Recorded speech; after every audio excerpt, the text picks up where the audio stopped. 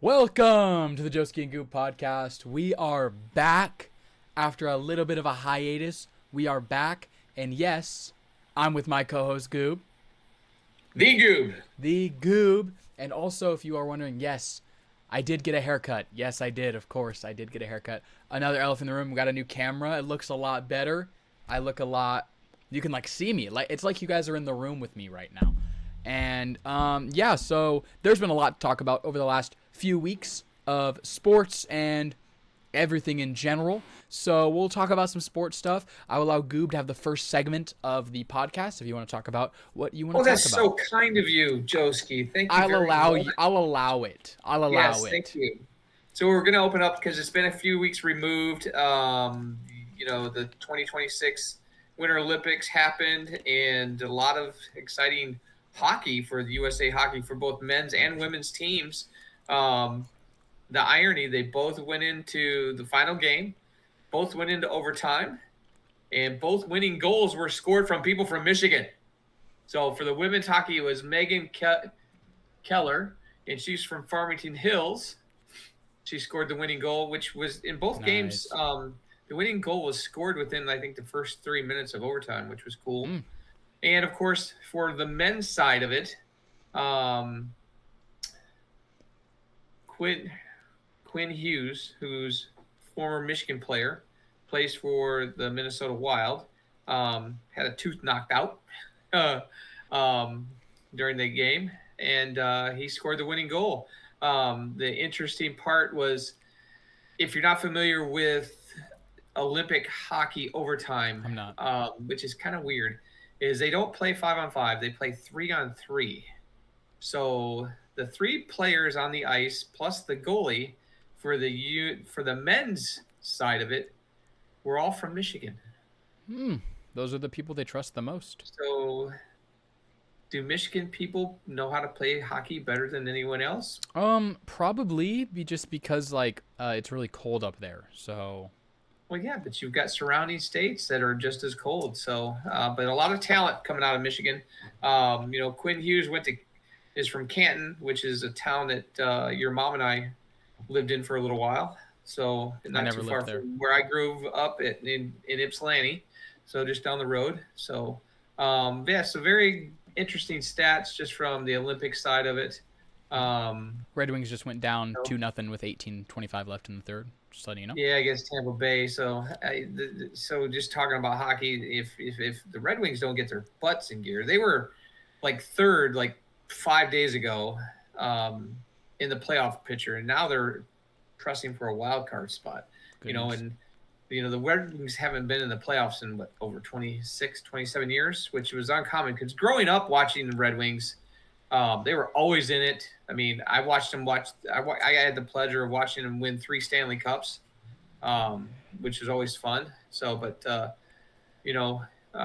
buying into Stevie Yzerman's process, getting the right coach, getting the right players. I mean, they've definitely turned things around this year. But man, we're really as a Red Wing fan, we're just itching just to get into that playoffs, because when you get into playoffs in hockey, anything can happen. So we'll see how they do, because they're down, because Tampa Bay is ahead of them in the Atlantic right now. So, and they're down 2-0. So, but they've pulled. So that's another interesting stat for Red Wings, is they have actually scored more goals in the third period and have pulled out wins. So that just goes to show you the grit that they're never out of it.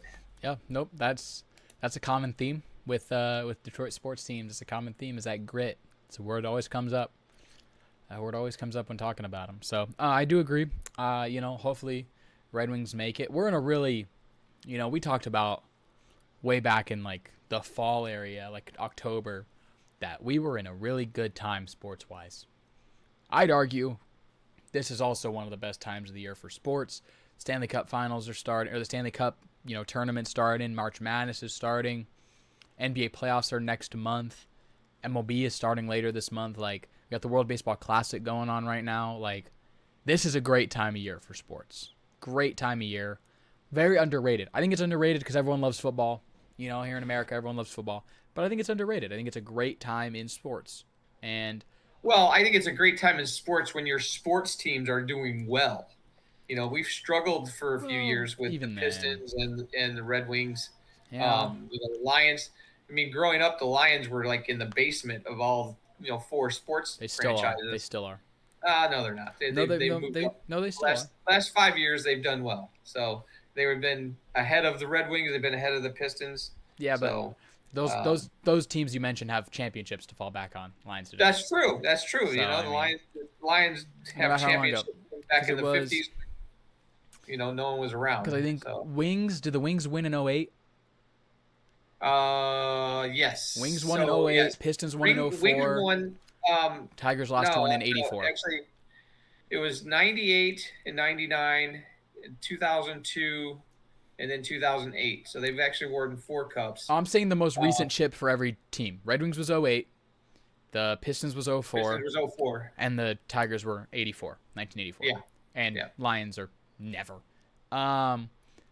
So I've never watched a team of mine win a championship. You've talked about how you had the privilege of watching the Red Wings win a few. I've never seen that, which is why I'm so much more critical of my teams. Well, yes and no. I mean, we're talking pro teams, right?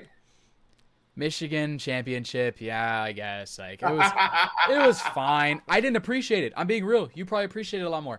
I didn't appreciate it as much because, one, it was kind of easy. We beat everyone by a lot, and 2, you kind of went into that season knowing no one's gonna compete like that.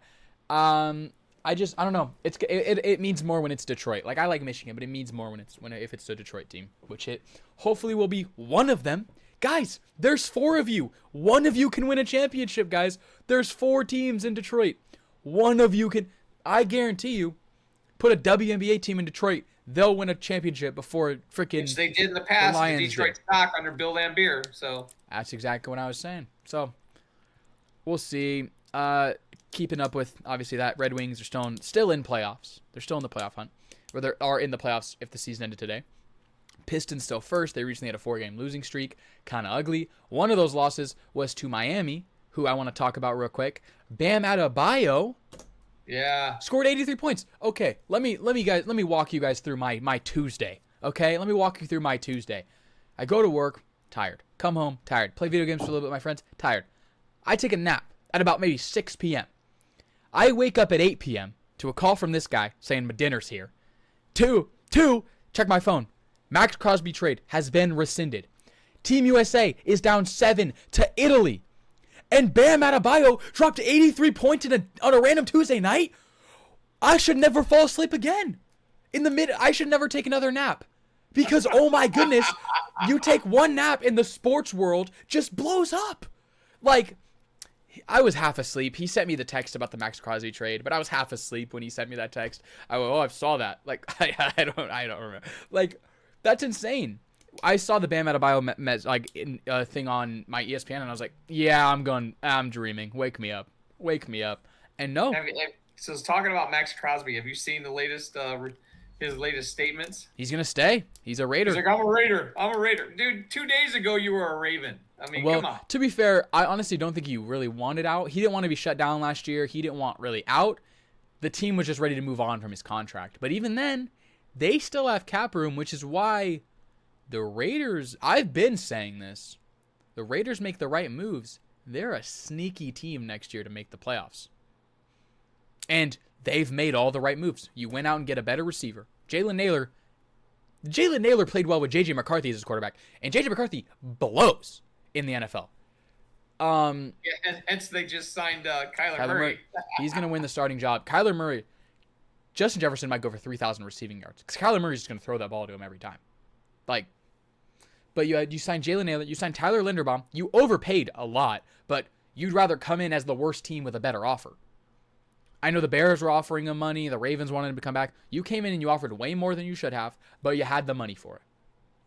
You add Nakobe Dean, a great middle linebacker. Who's the other middle linebacker they signed? You had Nakobe Dean. Let me look it up. It's in my other notes. Why am I blinking on his name? Walker. Quay Walker, I believe it's Quay Walker from the Packers. Like, you sign linebackers. You get help on the offensive line. You get a receiver. You're going to draft a quarterback. And well, you no longer have the 14th pick. You can't really draft that interior offensive lineman from Penn State. But even then, now you have Max Crosby again. Now you get your guy back, and you still have cap room to spare. Obviously, I think they're going to save it because they want to. They also got that defensive end out of, I think it was Indy, Kwity Paye.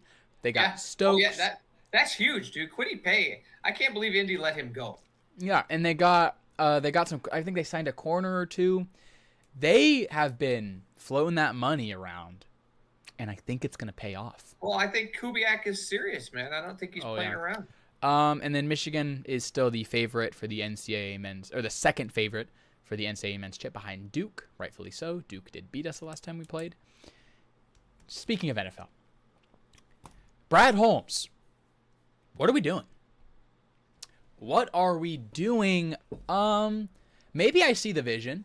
Do you not trust his process? No. Really? Yeah. So picture this: we're what, 5-2, 6-2 at the deadline last year, injured on defense like we were the year before, with an offensive line that was struggling and also injured like the year before. When asked if he's going to make any deadline moves, any trade deadline moves, Brad Holmes says, "We're good. We're good. We're good." We lost like 4 out of our last 5 to get knocked out of the playoffs. We lost to Max Brosmer on Christmas Day. We lost to, obviously Jordan Love's a good player, but we lost to him on Thanksgiving. Brad Holmes, stop ruining my holidays. I want to enjoy Thanksgiving. I want to enjoy Christmas. But we keep losing on those days, specifically. Christmas Day a few years ago, we lost to the Panthers when we went 9-8 that year. So, to make no moves, okay, I'll say this.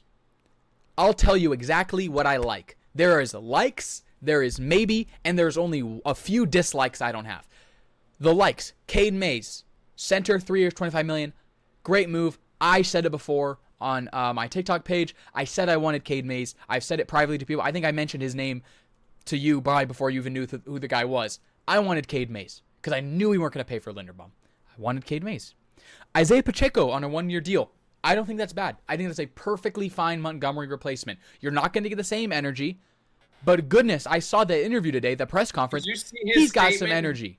Did you see his statement today? Sonic and Taz. Him and Campbell on the phone, hype. He's excited to be in Detroit. Yeah, so, I mean, we lost Montgomery, but this guy is jacked to be in Detroit. I mean, yeah. And if there's when you have a player and you reinvigorate them in a new system in a new place, and they have that excitement, 100%. I'm telling you, man, the sky's the limit for this guy. I think he's going to be a great third down back. He can play the slot. Yeah. He's got good hands. He's a good receiver. He's able to block. I mean, I think an all-around back. I mean, for the money they paid for him, I think they got a really good deal. Today, I woke up to great news. The Lions signed a defensive player. Yes, thank you. Who was that, Allen? Allen? Yeah, from Minnesota. I heard that they were going to sign another DN from Minnesota. I think they thought about it. I don't think they've signed him yet. I'm talking about Christian Izien. It was on Schefter's. Corner. It was on Schefter's. I think that maybe there's rumor. I don't think he's official yet. Red Wings scored 2-1, 12:55 left. The Pistons are up 127-92. Yeah. So. Christian Izien, cornerback on a 1-year deal. Cornerback, love it. We re-signed Rocky Sin, who was great for us last year. Re-signed Malcolm Rodriguez after losing Alexander Zaloni. We re-signed Teddy B. We re-signed Teddy Bridgewater. I like the move to get a good backup that you trust back. Is it bad to say I want to sign Anthony Richardson? He's cheap. You can develop him. That's a prospect. Yeah, he can't make a 5-yard throw. They thought the same thing when they signed Hooker. They thought, well, we're gonna develop him. You drafted Hooker too early. You grabbed Hooker too early because Goff was only 28, 27 when you drafted Hooker in like 2023. Like, no. To be fair, they did draft him. Didn't they? They drafted him right before. Like, they drafted him after 2022, correct? Yeah. Right before, same draft class as like Bryce Young and them. They drafted him right before Goff really took off. Goff had a great end to 2022, but he's still looked at as a bridge quarterback at that point. And now, he's obviously our guy. But back then, I don't think he was. So that was the right move then. Here's where it gets interesting. My maybe, Larry Borum, I don't know. He's not going to start for us, hopefully. He's just there to provide some competition to some of our guys. Obviously, we got Drew Scruggs also there to provide depth and competition.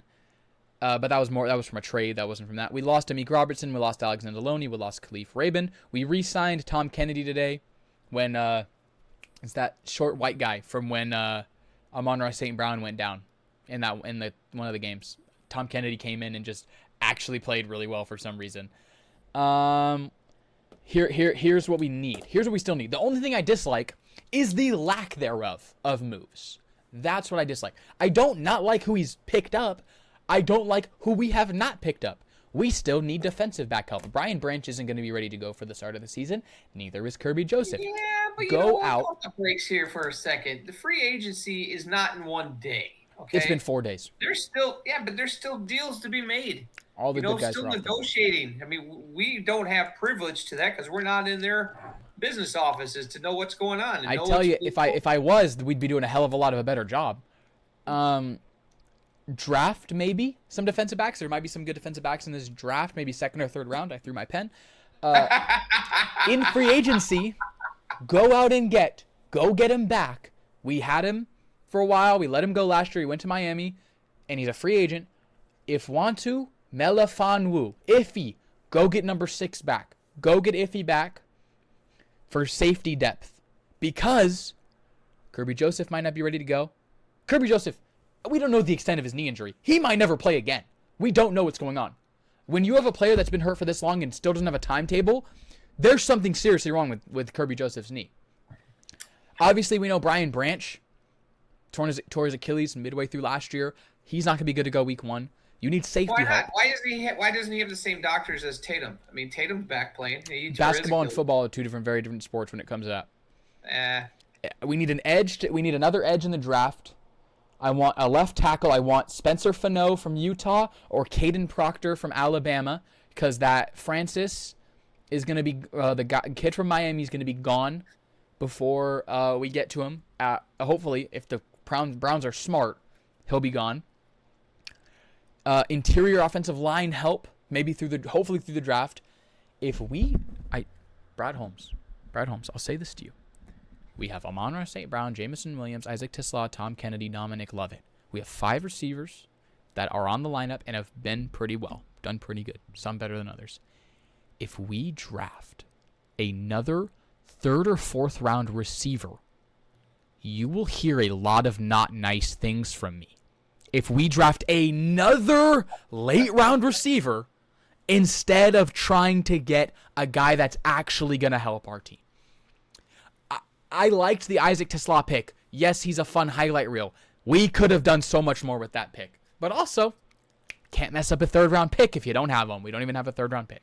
We have a 1st rounder, 2nd rounder, 2 4ths, a 5th and 2 6th, and a 7th. I think we might have 3 6th. Or 2 6th, 2 7ths. I don't know. But it's... You don't know who's going to drop. You never know. And you don't know if we're going to trade up. I don't know. I'm saying as of right now, I don't have much faith. That's the draft capital. I see. Yeah. As of right now, we don't have much faith. I don't have much faith. I trust Brad Holmes. He did a really good job in the rebuild, but part of rebuilding is retooling, figuring it out. We can sit here and say, oh yeah, we rebuilt the team, a team that was, went from 3-13-1, we went to 9-8, we did all that. Nope. 9-8. Then we went 12-5, and we choked away in the NFC Championship game. But it's okay because then the next year we go 15-2. But we're so detrimented by injuries, we lose to a rookie quarterback in the divisional.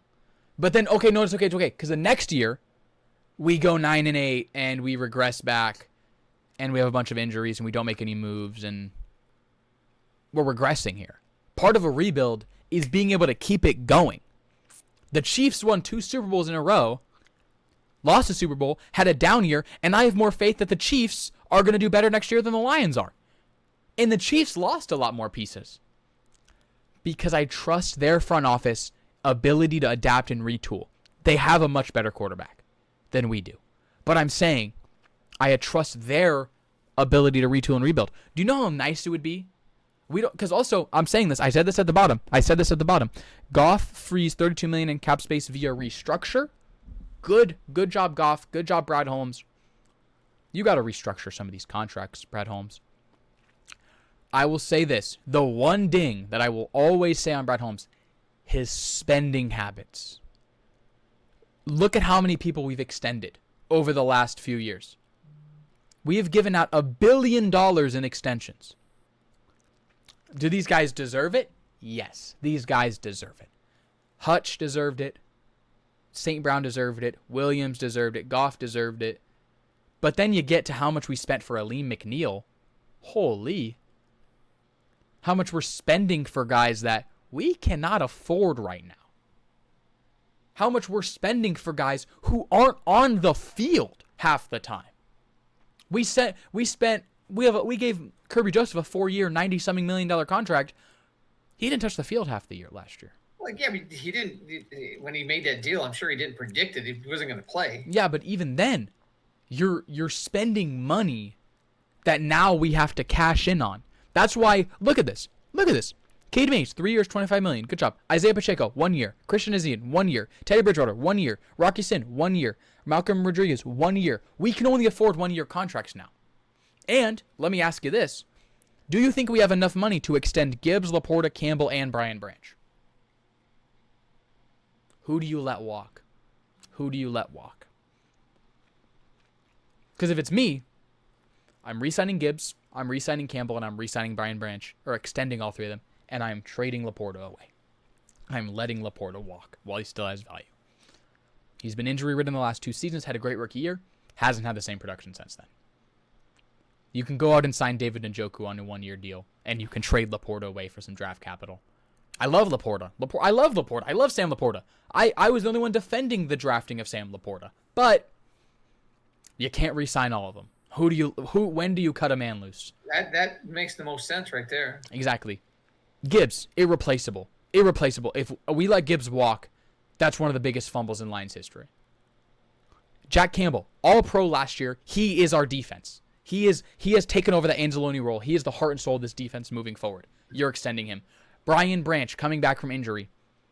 It's hard to hit on safeties in the draft, and we hit on a safety in the draft. It's a lot easier to hit on a tight end. It's a lot easier to go out and get a tight end that's going to work. I haven't dove into this year's tight end class because a lot of them don't pop out. I'm not saying draft one. Go ahead and get David Njoku. Go sign David Njoku from the Cleveland Browns. Go sign. You can get him for pretty cheap. You can get him for fairly cheap. Because then again, last year? David Njoku, he's been an All-Pro. He's been a Pro Bowler. He's been pretty good. Had an injury thing, but that's really it. Cleveland Browns are moving on from him because they found a good one in last year's tight end class. So I don't know. I'm being a Debbie Downer here, but when you've been a Lions fan for 18 years, and they've done nothing. They've done nothing. I don't know. They've done nothing. First 3 years in your life, you're mom's 49ers fan. So okay, sorry. Since I've been sentient, since I knew what good football was, I've been a Lions fan 18 years. I don't care. I'll say 18 years, and I've been met with nothing but disappointment and splashes of hope. You act like you're the only one out there. There's thousands of Lions fans but I'm just explaining why I feel this way because it gets tiring, building up the hope, and then thinking it's going to be okay, and then you go down the drain. I miss when there was no expectations. Is that the definition of insanity? Basically, I wish there was no hope. I wish I was a Cardinals fan. I wish I was a Titans fan. Because at least your team's going to suck. If you're a Jets fan, you're like, yeah, I don't go into the season thinking the Jets are going to win a game. The Jets are going to go 0-17 again, probably. The Jets are not going to have an interception all year. Going in the last season, I was like, yeah, we're going to regress, but we're going to go 12-5. 9-8. After that Ravens game, oh my goodness, we just beat the Ravens on primetime TV. Ravens turned out to not be that good of a team. Beat the Buccaneers on primetime TV with our third string defense. Buccaneers turned out to not be pretty good. They missed the playoffs. Both those teams missed the playoffs.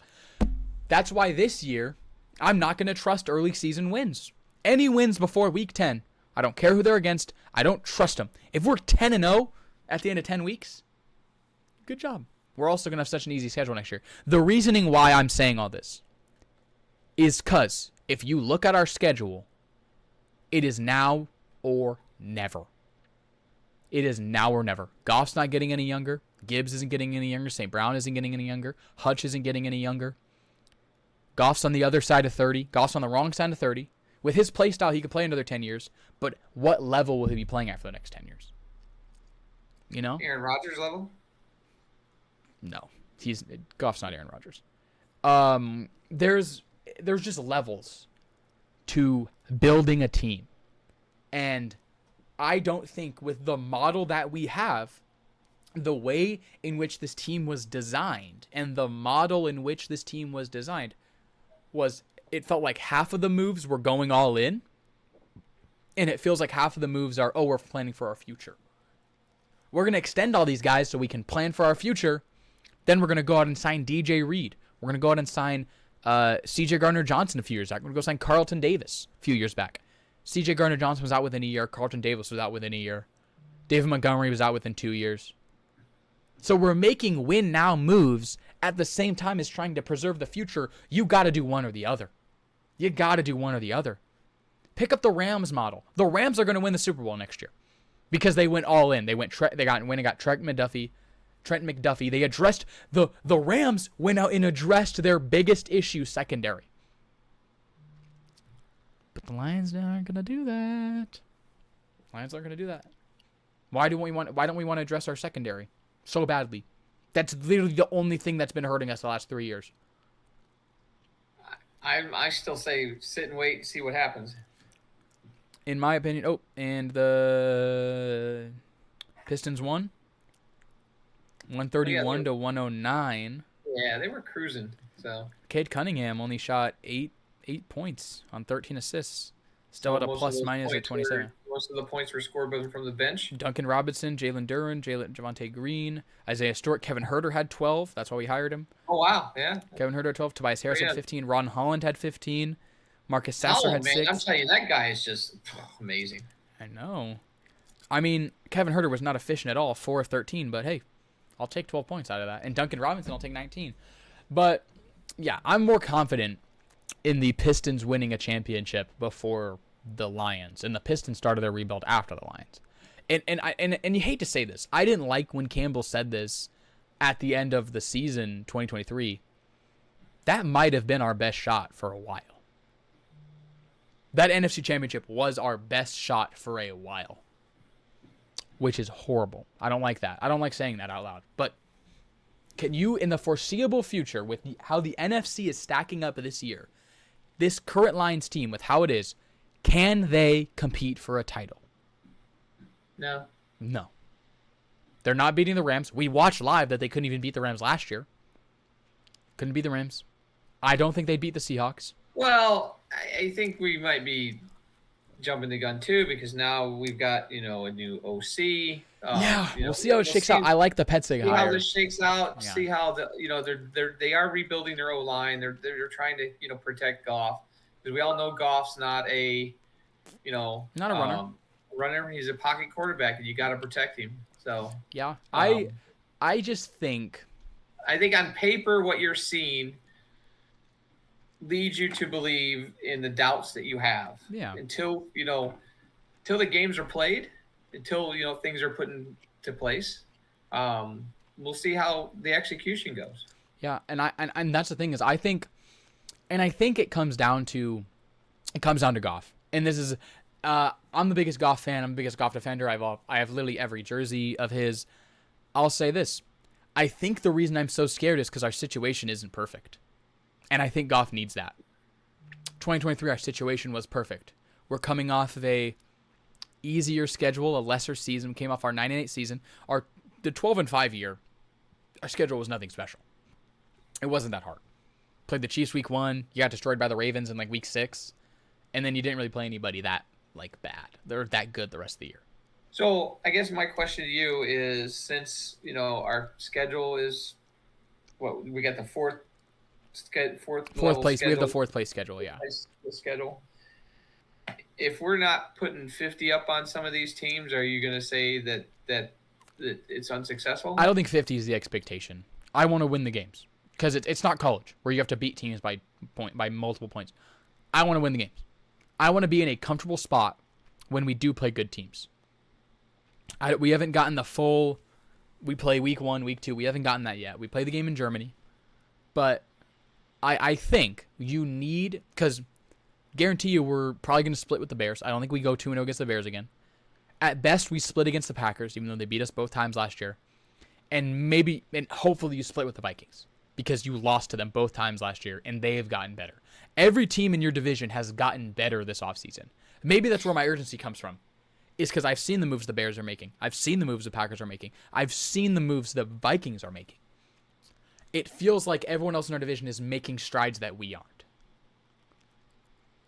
When we were the team ahead of the curve, and now we're behind it within 2 seasons. Two seasons ago, we were necessarily a bad place to be, because then the expectation is that you're not going to do so well, and then you beat these teams. My expectation is at an all-time low. That's my expectation. My expectation is at an all-time low for this team. I don't even think we go better than last year. But that's also me being defensive. That's not me being like, I hate this team. That's me being like, I don't want to expect anything from this team. I don't. Spoken like a true Lions fan. I really don't. And it's how you should be thinking if you are a Lions fan. I'm sorry. If you have hope for this team, I'm going to enjoy watching them every Sunday. I always do. I'm looking forward to watching them every Sunday. Oh, bullcrap. When they start losing or making bad plays, you're cussing at the TV, you walk away. Nope. I've never cussed. I Just don't cuss like your at the grandfather. TV. I don't cuss at the TV. I give I'm waiting for you to start turning the channel like your grandfather I give constructive criticism on what we should be doing. No, I do think... I don't know. I'm walking in with no expectations. Because if I walk into the season with no expectations, if we do good, it's so much better. And if we do bad, it's like, well, I expected that. Because why would I get my hopes up again? Why would I do that? 2023 was the best season of football I've ever watched. I had no expectations going into the season. Yeah, we went 9-8 the year before. We beat the Packers, end the season, blah, blah, blah. Didn't make the playoffs. I'm going, we made some good moves, Let's see what we can do. Sign David Montgomery, draft Jahmyr Gibbs. Let's go. Let's see how this season goes. Win week 1 against the Chiefs. Okay, we're kind of a good team. Maybe we beat them because they didn't have many people. Steamroll a bunch of other games. Go 12-5. Best record we've had in years. Heck yeah. Win a playoff game. First one I've seen in my life. Great. Win another one. Great. Play the greatest first half of an NFC Championship game I'll ever see the Lions play. And then there's the hope. There's the hope. We're going to the Super Bowl. We're going to the Super Bowl. Meow. Meow.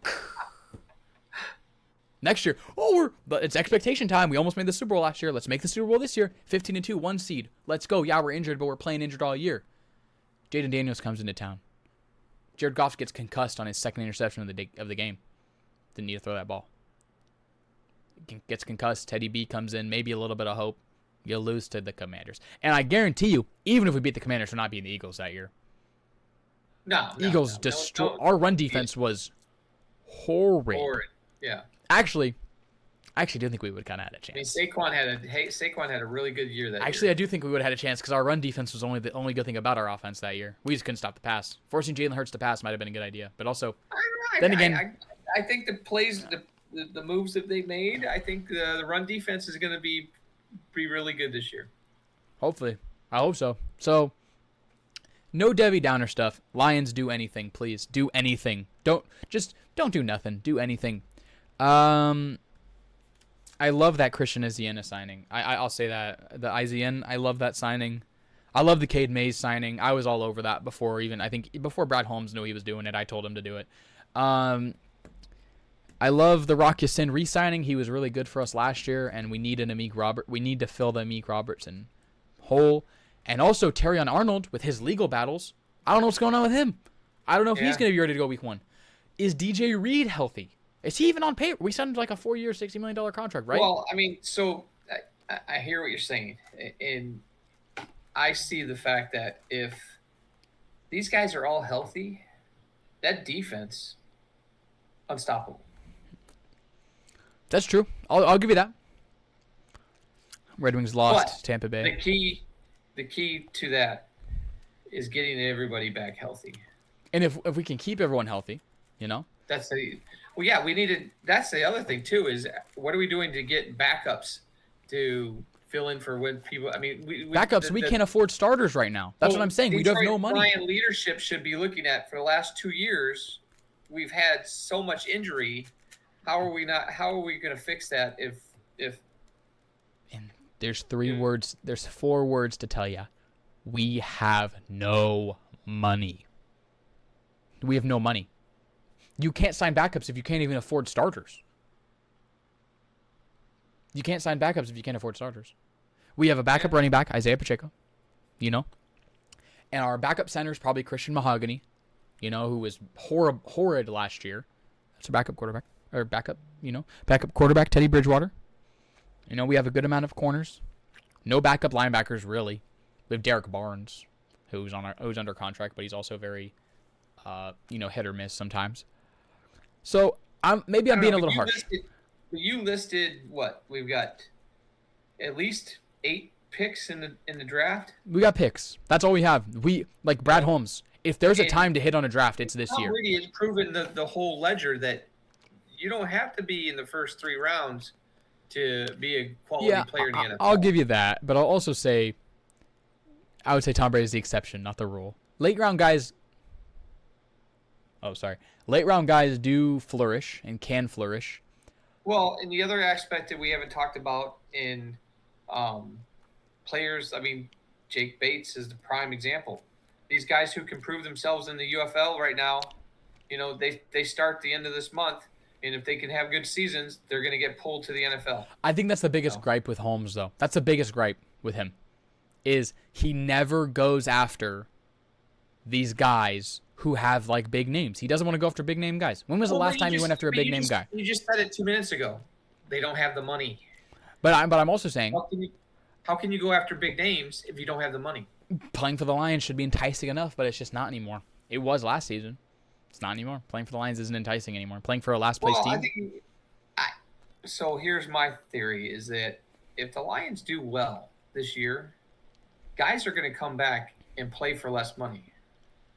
If the Lions do well, I think given our schedule, I think our floor is 8 and 9. I think the lowest we can go with the schedule is 8 and 9. If we have an abysmal season, we're still beating 8 of the teams that we play. We're still beating 8 of them.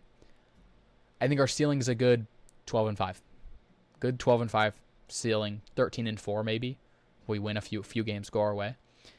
Cuz we got to play some hard teams that are improving this offseason. But I'll say this. I will always root for the Lions, and I'll always want them to do good, and they always will do good in my heart. I think as long as we don't go 0-17 again, I'm happy. As long as we don't go winless. If we have a winless season again in my lifetime, paper bag. Yeah, paper bag. Yeah, those are expensive now. You got to pay 10 cents for them. So I don't want to. In California, you do. In Michigan, you don't. You never do. You never do.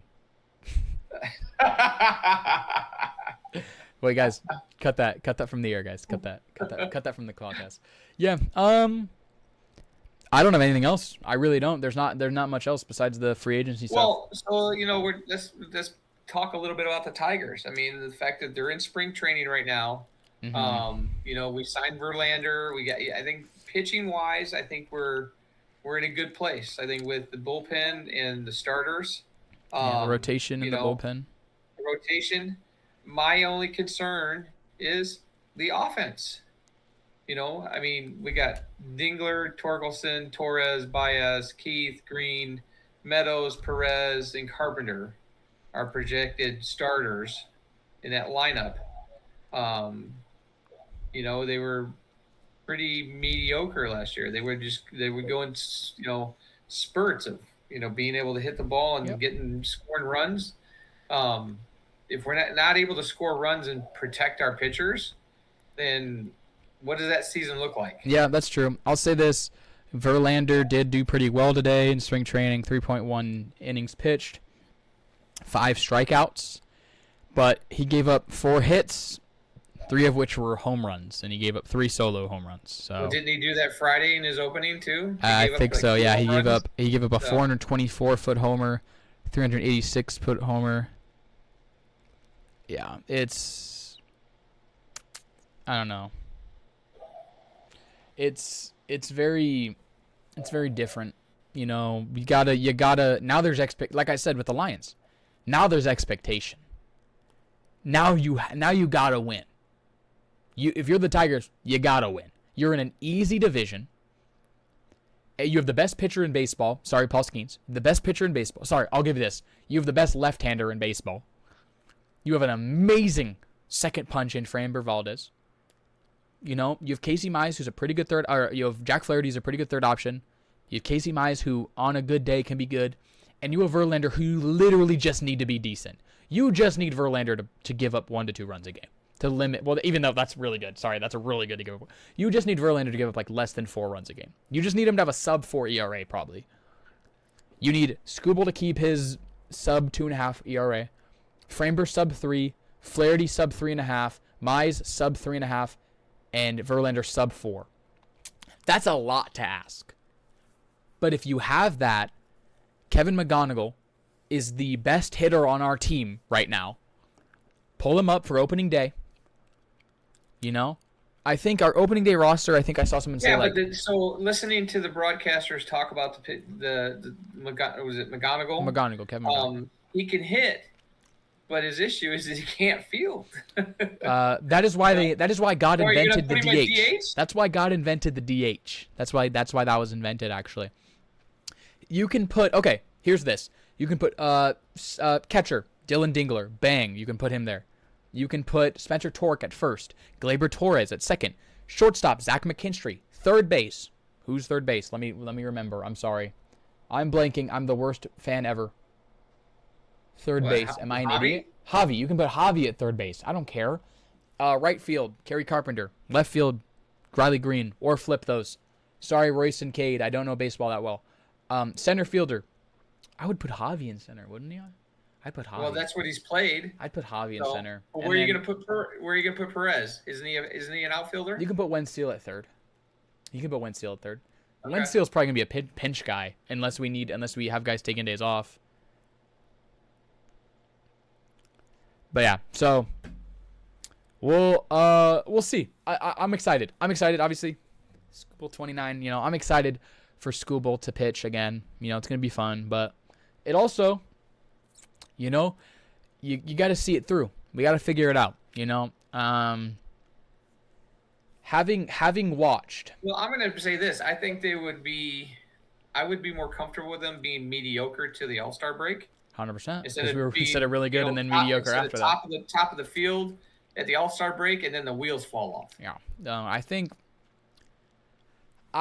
In my opinion, I do think, you know, having guys that can hit is good, and we have guys, and Kevin McGonigal is the best hitter we have. He's the best hitter on our team. He's gonna get on base. He should be early in the lineup. He's gonna get on base. Riley Green is gonna hit 30 bombs. Kerry Carpenter gonna hit 30 bombs. Spencer Torkelson, please hit 30 bombs, maybe 25. Those guys are gonna hit some bombs this year. Well, you just need the other guys to get on base. So you're a big numbers guy. So let's look at these guys' on-base percentage last year. Dingler was .327.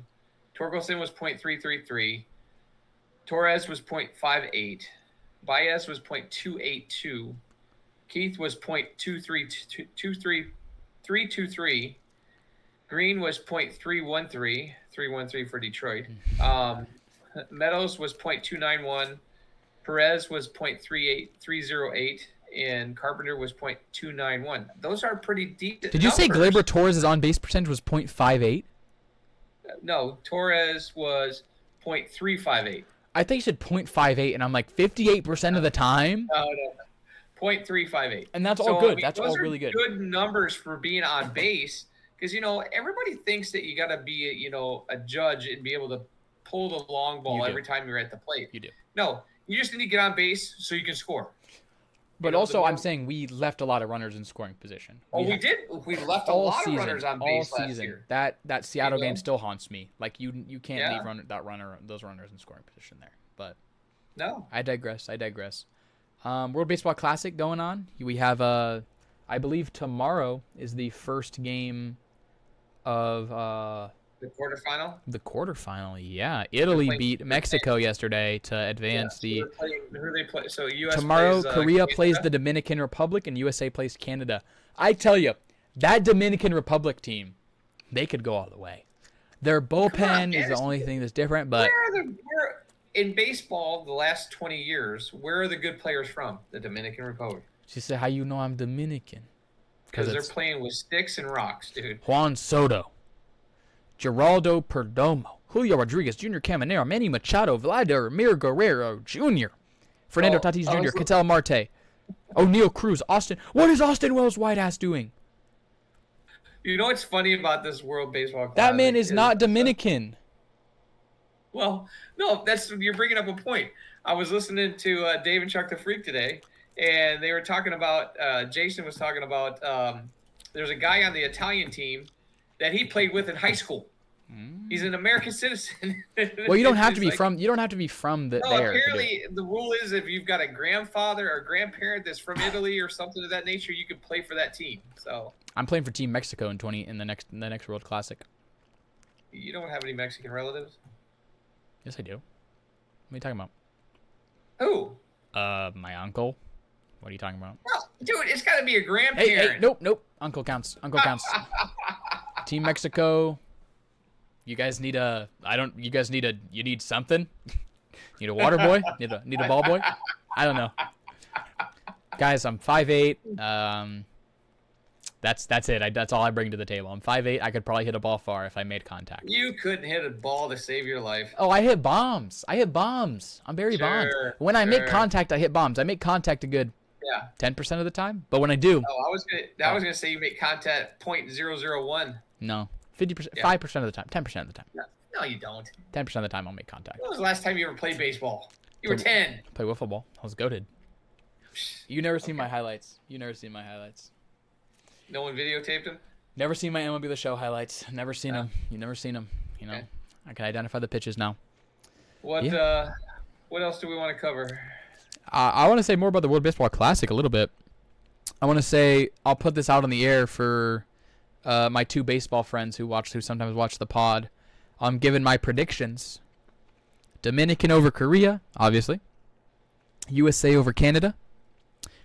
Puerto Rico over Italy, Japan over Venezuela, and then I believe after that it would be, the Dominican versus the USA and Japan versus Puerto Rico. Give me the Dominican over the United States, and give me Japan over Puerto Rico, and then give me the Dominican Republic over Japan. Give me Japan to get dethroned.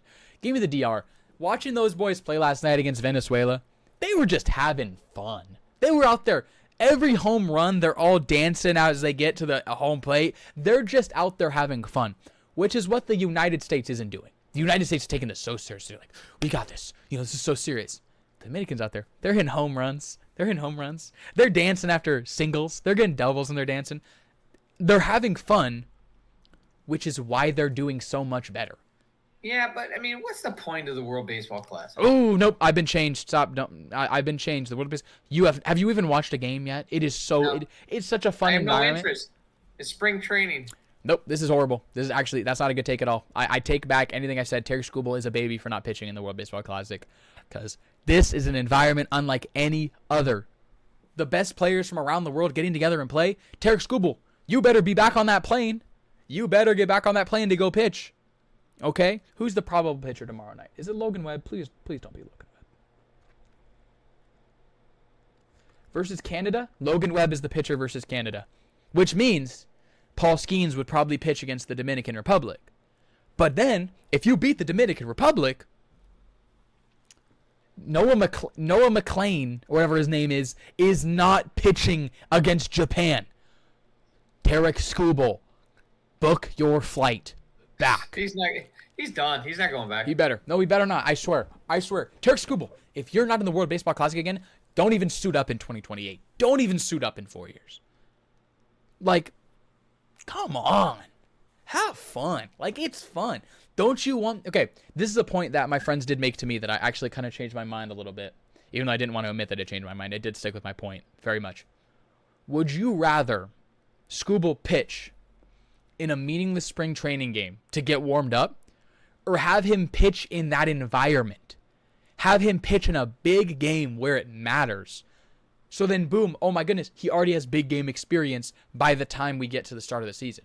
Because as we said last year, every game matters. We lost the division by 1 game. Every game matters. Skubal can't afford to have a bad outing. I think Skubal, if we make it to the finals and face Japan, I think Skubal should go back and play. I think that'd be cool. And I think he should. And honestly, I don't think it's his decision. I think the Tigers are making him do it. You don't want to pay the guy, but then you want to control his life, which is stupid. I hate you, Tigers. You don't want to pay the guy, you know? This whiteboard said a few weeks ago, pay Skubal. Pay Skubal. You know? I mean, I get it. Maybe he's trying to preserve his arm. You know, he has a $400 million contract he's trying to get next season. He's going to win his 3rd Cy Young. You know, like... It's going to happen. I don't think you should shy away from competition. So, I think that's all I got to say about Detroit sports so far. Well, so let's recap on college basketball. I mean, Michigan's going to win. I mean, because Michigan plays Ohio State tomorrow morning in the quarterfinal. Belt. For the Big Ten. They're getting belt. They're getting belt to, can't say the next word. Belt to A. BTA. You can fill in that last word. Michigan's not losing. Well, what are your thoughts on Michigan beating Michigan State twice this year? Michigan State sucks. Jeremiah Fears is a dirty player. Is that his name? Yeah, Jeremiah that's Fears. true. Dirty player. Yeah. Free throw merchant. Stat patter. I'm not moved. Detroit is going to win the Big Ten. I'm a little disappointed in the fact that, and I guess, you know, being a head coach, Tom Izzo backing him up when there's documentation that he did it at least 3 times. Yep. You know? I don't know. All I can say is Michigan's going to win the whole thing. That's all I can say. I'm keeping up with all the games that are going on. Sorry, that's also what I'm looking at. I don't know. Okay. I don't know. I think personally, I think Michigan's going to win it all. I think losing to Duke in the regular season was good because then I saw the thumbs up there. That came up on the screen, by the way. Yeah, viewers are going to see that you're a toddler on his iPad right now. And we got a heart coming across the screen now because we love Michigan. But yeah, I think Michigan's going to win the whole thing. I think they have a shot. I'm definitely going to fill out 80 brackets, so then I can't be wrong. I want to address all the haters about Michigan right now, and you know, Dusty May's getting some, you know, criticism for the fact that, you know, I heard a blurb about the last time we played Iowa, and there was questionable about cheating with electronics or some crazy stuff like that. But you know what I say to these people who are hating on Michigan, all of Michigan sports? Go get you a billionaire backer, baby, because that's what we do for the NIL. This is the game. This is the game that's being played right now, and you know what? We're playing it well. So I mean, I guess just have a good coach. I feel like we just have a good coach. I feel like that's it. Well, no, I think we got a good coach, and I'm telling you, I'm very excited about football. Football is going to be looking up this year. You know, Whittingham. I forgot we got a new football coach. Yeah, Whittingham's going to change the whole perspective on Michigan. Hopefully. Hope so. Hope all that cheating nonsense is out of the way. Oh, that's yesterday's news. It's behind us. So. It's tomorrow's news. Not tomorrow's news. What are you, crazy? I'm saying the opposite of what you're saying. Come on. We're at that point in the podcast. Alrighty. All right. Well, we got to start ramping this up and making this more consistent and not. That's my bad, guys. It's my bad, guys. How's the new job? It's good. It's good. You know, I'm doing pretty good at it. Where do I work? Can't say. Can't say on here. Not allowed to. Because then if I say something on the podcast that people don't like, then I lose my job probably. But I won't. Or they're gonna come looking for you. Probably. Well, can't tell you guys, but I like my job. I do a good job. I'm a host at a restaurant that I will not name. Restaurant. That's what they say. And I do very well. I do very well at my job. I'm very good at my job. Because well, I'm just good at everything, I guess. I don't know. Name one thing I'm not good at. Because you're Joe Brown. That's true. Name one thing I'm not good at, guys. You can't. All right. What they tell you in high school? I have no idea. Joe cook. I think that's what they said. I don't know. Let Joe cook. I think so. I think that's what they said. I heard it numerous times from the stands. I haven't heard that in a while. Dang, I forgot about that. Yeah. I mean, I guess that's what they say. But yeah, thank you guys so much for watching the podcast. Honestly, thank you guys. Yes, thank you. We'll see you guys next week. See you guys next week. Either on a Tuesday or a Thursday. If we miss it Tuesday, we'll get it Thursday. That's how we are. Hit all our socials. Give us some feedback. Let us know how we are doing. So we're looking to have some special guests coming up. So we're arranging that. So. Yes, we are. That's the first I've heard about that. So we are arranging that, I guess. He handles that. I just talk. He handles everything else. I just talk. Alrighty. That's it for me. I don't know about you, Goob. That's it for have me. a good day. Thank you guys. Have a good day. We're enjoying this Northern California weather. Ooh, yes. Have a good week, y'all. So Goob out. Joski out. See you guys next time. Bye. Bye.